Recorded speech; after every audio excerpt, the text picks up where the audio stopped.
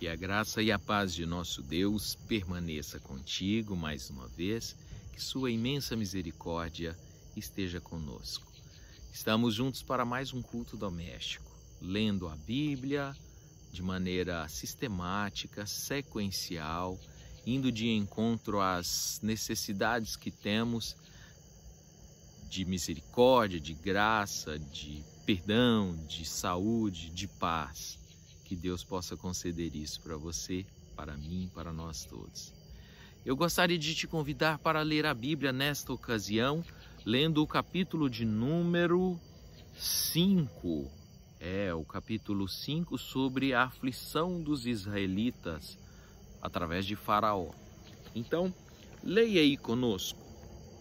Depois foram Moisés e Arão e disseram a Faraó: Assim diz o Senhor, Deus de Israel: Deixa ir o meu povo para que me celebre uma festa no deserto. Mas Faraó disse: E quem é o Senhor, cuja voz eu ouvirei,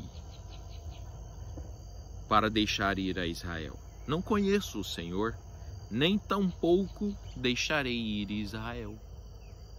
E eles disseram: O Deus dos hebreus nos encontrou. Portanto, deixa-nos agora ir caminho de 3 dias ao deserto, para que ofereçamos sacrifícios ao Senhor nosso Deus, e Ele não venha sobre nós com pestilência ou com espada. Deixar de adorar a Deus estaria trazendo para eles pestilência e espada. E eles queriam adorar a Deus e afastar esse tipo de mal. Então deixa-nos ir para recolhermos os benefícios disso, saúde, paz, etc. E disse Faraó: Então disse-lhe o rei do Egito, Moisés e Arão: Por que fazeis cessar o povo das suas obras? Ide as vossas cargas. Nas minhas palavras, volte ao trabalho. E disse também Faraó: Eis que o povo da terra já é muito, e vós os fazeis abandonar as suas cargas? Portanto, deu ordem Faraó naquele mesmo dia aos exatores do povo e aos seus oficiais, dizendo: Daqui em diante não torneis a dar palha ao povo para fazer tijolos, como fizestes antes. Vão eles mesmos e colham palhas para si, e lhes imporeis a conta dos tijolos que fizeram antes. Nada diminuireis dela, porque eles estão ociosos e por isso clamam, dizendo: Vamos, sacrifiquemos ao nosso Deus. Agrave-se o serviço sobre estes homens, para que se ocupem nele e não confiem em palavras mentirosas.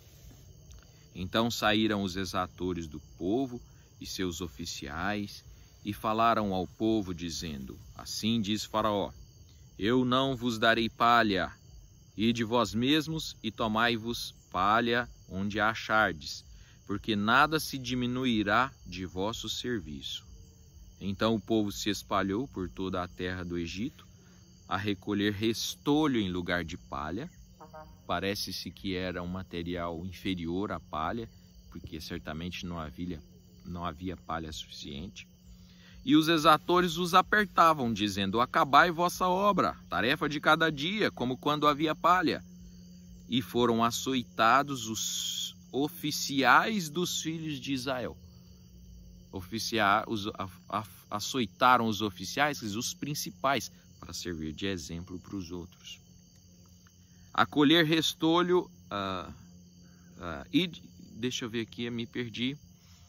E foram açoitados, é o verso 14, e foram açoitados os oficiais dos filhos de Israel, que os exatores de Faraó tinham posto sobre eles, dizendo: Estes, por que não acabastes a vossa tarefa, fazendo tijolos como antes, assim como também ontem e hoje? Por isso, os oficiais dos filhos de Israel foram e clamaram a Faraó, dizendo: Por que fazes assim a teus servos? Os filhos dos oficiais, os oficiais de Israel, que sofreram punição, foram a Faraó e disseram: Por que o Senhor está fazendo isso? Palha não se dá aos teus servos, e nos dizem: Fazei tijolos, e eis que os teus servos são açoitados, porém o teu povo é que tem a culpa. Mas ele disse: vós sois ociosos, por isso dizeis: vamos, sacrifiquemos o Senhor. Faraó respondeu: ide-vos agora, trabalhai, palha, porém, não se vos dará, contudo darei a conta dos tijolos. Vai produzir sem palha do mesmo tanto. Faraó respondeu. E então os oficiais dos filhos de Israel viram-se em aflição, porquanto se dizia: nada diminuireis os vossos tijolos da tarefa do seu dia a dia. E encontraram a Moisés e Arão, que estava de frente deles, quando saíram de Faraó. Quando eles saíram da presença de Faraó, encontraram-se com os dois causadores da aflição que eles estavam indo lá reclamar. Os dois causadores, entre aspas, né? E disseram-lhe: o Senhor atente sobre vós e julgue isto, porquanto fizestes o nosso caso repelente diante de Faraó e diante de seus servos, dando-lhes a espada nas mãos para nos matar. Moisés, você piorou o nosso caso, você deu motivo para ele, para Faraó, piorar nossa aflição, nossa escravidão. E ficaram contra dois homens chamados por Deus para libertá-los. E isso influenciou Moisés. E isso deixou Moisés aflito, a ponto dele começar a duvidar de seu chamado. Veja, está aí no verso de número 22. Então, tornando-se Moisés ao Senhor, disse: Senhor, por que fizeste mal a este povo e por que me enviaste? Moisés começou a duvidar de seu chamado, dizendo: por que o Senhor me enviou? Por que o Senhor permitiu esses sofrimentos? Porque desde que me apresentei a Faraó para falar em teu nome, eles maltrataram este povo, e de nenhuma sorte livraste o teu povo. E assim termina o capítulo 5, melhor dizendo. Quando Moisés começou a duvidar do chamado de Deus, dizendo: por que o Senhor me enviou e o livramento ainda não veio? E esta mensagem, ela é importante para nós. A gente quer que Deus resolva nossos problemas rápido. E chegamos e queremos que Deus resolva, e depois vamos em oração a Deus e dizer: Senhor, o Senhor não resolveu o problema.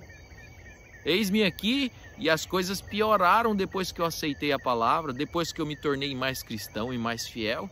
Não se resolveram os problemas. Moisés, não conseguia ver o que Deus via. Não conseguia enxergar distante como Deus estava conseguindo ver. Aqui ainda não tinha passado pelas pragas, por aquelas lutas todas, o juízo. Deus queria trazer o Egito a juízo, mas Moisés estava apressado, dizendo: Senhor, desde que o Senhor me enviou, as coisas pioraram e eu não libertei coisa alguma. Não fui usado por Deus. A pressa é um problema. E a outra mensagem que eu quero destacar para vocês na leitura do capítulo 5, até porque a leitura por si só é uma bênção para nós, só a leitura. Mas eu quero mostrar para os irmãos uma estratégia maligna, no caso aqui representado por Faraó e o Egito. Aumentem o trabalho para eles não ter tempo.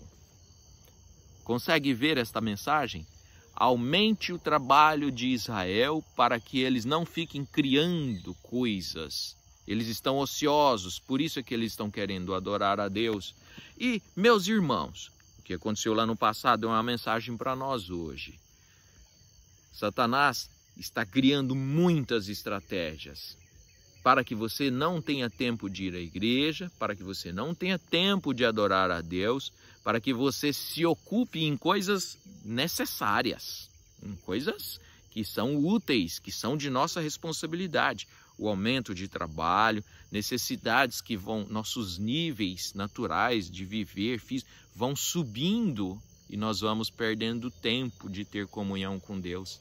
Faraó usou exatamente essa estratégia, dizendo: eles estão ociosos, por isso eles estão adorando a Deus. Vamos fazer uma coisa? Vamos aumentar o serviço? Vamos aumentar o serviço, nós queremos que produza do mesmo tanto, nós queremos que...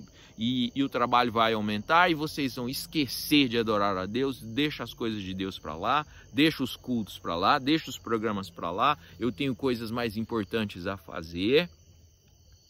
Faraó queria isso. Satanás, no dia de hoje, quer isso. Não temos tido tempo para orar sozinhos. Não temos tido tempo para falar com Deus, para ficar em silêncio. Às vezes, só de ficar em silêncio. Não temos tido tempo. Será que isso não é uma estratégia maligna para afastar os adoradores de Deus?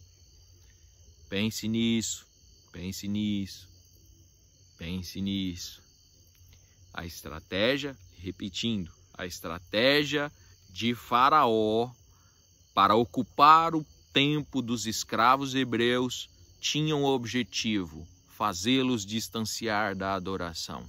A estratégia de Satanás hoje, representando o Faraó lá atrás, a estratégia de Satanás, do inimigo das nossas almas, no dia de hoje, é fazer com que você não tenha tempo. Pense nisso e mude sua forma de viver. Lute contra a maré. Vença, meu irmão e irmã, e Deus te abençoe. Deus já te abençoou. A leitura por si só já te abençoou. Esses pequenos pensamentos te abençoam também. Vamos orar? Senhor nosso Pai, muito obrigado por esta oportunidade, muito obrigado por esta tarde, por esta manhã, por esse dia, e eu te peço humildemente que abençoe a cada um de meus irmãos, nos guie pela vereda da justiça e por amor do teu nome. Te peço, ó Deus, seja conosco, com cada um de meus irmãos, livrando dos males desse dia, das doenças, enfermidades, dos acidentes. Que o pecado também possa ir sendo vencido passo a passo, que possamos ter a estratégia do Espírito para lhe agradar, Senhor. Em nome de Jesus, abençoa cada um de meus irmãos, restabelece a saúde e dá-lhes cada dia uma fé mais forte e imbatível. Em nome de Jesus Cristo, teu Filho. Amém, Senhor. Amém. Deus abençoe a cada um. Até amanhã, se o Senhor nos permitir, lendo já o capítulo 6. Bom dia para todos, com Jesus.